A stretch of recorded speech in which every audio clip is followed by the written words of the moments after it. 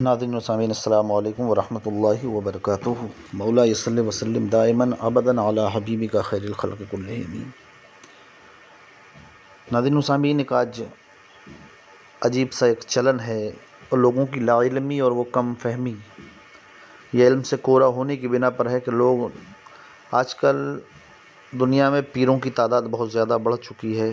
ایسے پیروں کی تعداد کافی جو نماز، روزہ اور دیگر احکام شرع پر نہ خود عمل کرتے ہیں، نہ اپنے مریدوں سے عمل کراتے ہیں۔ عمل کرانا چاہیے جائے کہ وہ خود شریعت مطہرہ کے جو احکام ہیں ان کے بارے میں ان کو خود معلومات تک نہیں ہوتی، علم سے بالکل کورے ہوتے ہیں۔ بہت سارے تو معاذ اللہ رب العالمین ایسے پیر جو نہ قرآن پڑھنا جانتے ہیں، نہ انہیں خود نماز پوری صحیح طریقے پر ادا کرنا آتی ہے، اور اگر ان سے کوئی عالم دین یا کوئی پڑھا لکھا شخص کوئی بات کرتا ہے یا اس پر اعتراض کرتا ہے تو وہ ان کو بھولی بھالی عوام کو بہکانے نہیں کہتے ہیں، وہ مولوی لائن کی باتیں کرتے ہیں اور ہم فقیر لائن کے۔ یہ کھلے عام شریعت اسلامیہ کا انکار اور نماز روزوں کی مخالفت کرنے والے پیر میں نہیں بلکہ پوری شریعت مطہرہ کے تناظر میں وہ شخص مسلمان تک نہیں ہوتا جو دین کے کسی بھی رکن کی، کسی اہم کی اہمیت اگر گھٹا دیتا ہے اور ان کو لوگ پیر مانتے ہیں تو وہ حقیقت میں مسلمان کے مرید نہیں بلکہ کسی غیر مسلم کو اپنا پیشو بنا رہے ہیں، کیونکہ شریعت اسلامیہ کا انکار اسلام ہی کا انکار ہے اور وہ کفر ہے۔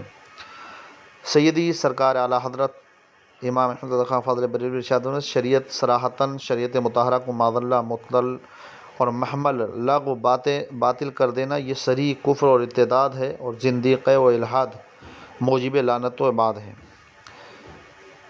اس لیے کہ اللہ تبارک و تعالیٰ کا جو ولی ہوتا ہے اللہ والا ہی ہے، جو خود بھی اللہ کے راستے پر چلے اور اپنے تمام ماننے والوں کو، اپنے تمام چاہنے والوں کو بھی اللہ کا راستہ دکھائے، جو رسول اکرم صلی اللہ تعالی وسلم کے بتائے ہوئے راستے پر عمل کرتا ہے اس کو اللہ والا کہا جاتا ہے، اور جو اس کی مخالفت کرے، اس کا مخالف ہے، تو وہ حقیقت میں شیطان مردود لعین ہی ہو سکتا ہے، وہ حقیقت میں پیر نہیں ہو سکتا۔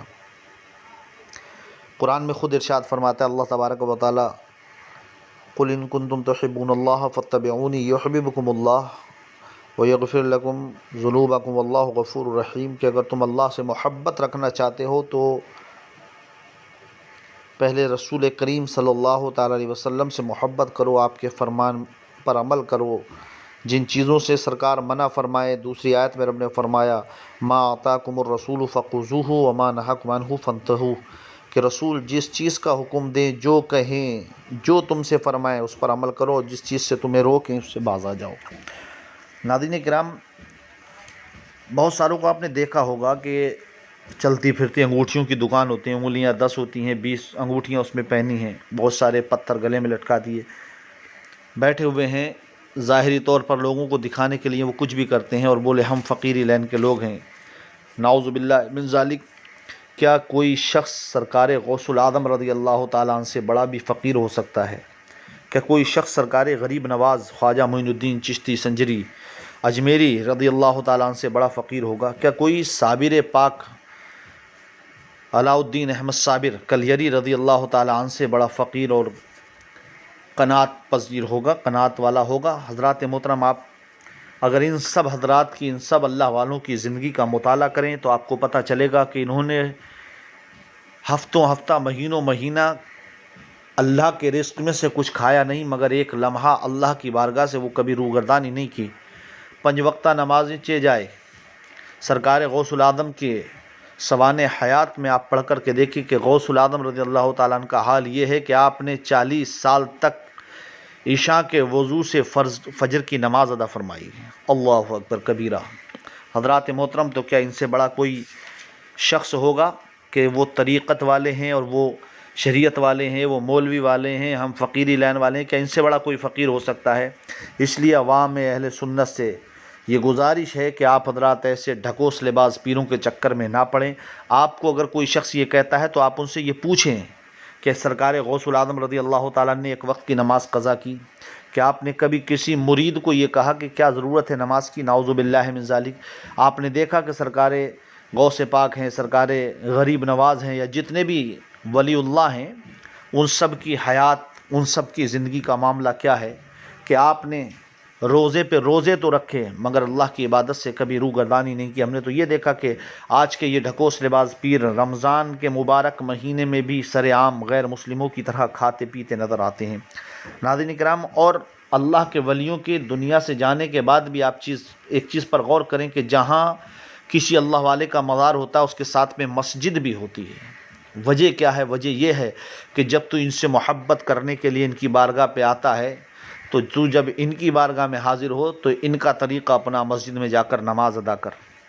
آپ غریب نواز کے بارگاہ میں جائیں، آپ کو سرکار غریب نواز کے آستانے کے آس پاس 5 مساجد نظر آئیں گی۔ آپ حضرت محبوب الہی کے دربار میں جائیں، آپ کو مزار شریف سے متصل مسجد نظر آئے گی۔ آپ خواجہ قطب الدین بختیار کاکی کے مزار شریف پر جائیں، آپ کو وہاں پر مسجد بالکل متصل نظر آئے گی۔ آپ کلیر شریف جائیں، پاک پٹن جائیں، ناگور جائیں، جہاں بھی آپ جائیں گے کسی اللہ والے کی بارگاہ میں وہاں آپ کو مسجد بنی ہوئی نظر آئے گی۔ وجہ کیا ہوگی کہ اس لیے مسجد بنائی ہی اس لیے جاتی ہے تاکہ آپ جن سے محبت کرتے ہیں ان کا طریقہ اپنائیں، نمازیں ادا کریں۔ آج ہمارا حال یہ ہوتا ہے کہ ہم مزارات پر جاتے ہیں، حاضری دی، چادر چڑھائی، پھول چڑھائے، اچھی بات ہے چڑھائیے، مگر نمازوں سے ہم بہت کتراتے ہیں، نمازوں سے دور ہوتے ہیں۔ اس لیے ناظرین کرام، آپ جان سکتے ہیں کہ یہ جن اولیاء اللہ کا میں ذکر کر رہا ہوں یہ سب وہ ہیں جن کو اللہ نے اپنی بارگاہ سے خاص انعام و اکرام عطا فرمایا، مگر انہوں نے کبھی دین کے احکام کو، شریعت کے احکام کو کبھی نہیں چھوڑا بلکہ انہوں نے عمل کیا۔ بلکہ فقہا فرماتے ہیں کہ اسلام کی 2 آنکھیں، سرکار مفتی اعظم ہند علیہ رحمۃ الرضوان نے بھی فرمایا کہ ایک شریعت اور ایک طریقت، اگر شریعت چھوڑی جائے تب بھی دین کانا نظر آئے گا، اس لیے کہ انسان کی 2 آنکھیں، اگر ایک آنکھ خراب ہو تو اس میں عیب ہوتا ہے، کان ہوتا ہے، کانا کہتے ہیں اس کو۔ اسی طرح ایمان کی بھی 2 آنکھیں ہیں، اسلام کی 2 آنکھیں ہیں، شریعت اور طریقت۔ آپ یہ نہ کہیں گے کہ یہ شریعت کا راستہ ہے یا مولویوں کا راستہ ہے، مولوی جو راستہ بتاتا وہی شریعت کا راستہ ہے۔ اس لیے چاہیے کہ ہم جہاں اولیاء اللہ سے محبت کرتے ہیں وہاں ہم ان کے فرمان پر بھی عمل کریں، اور خدا را ایسے جاہل پیروں سے بالکل دوری بنا کر کے رکھیں جو آپ کو اور آپ کے دین کو تباہ کرنے والے ہیں۔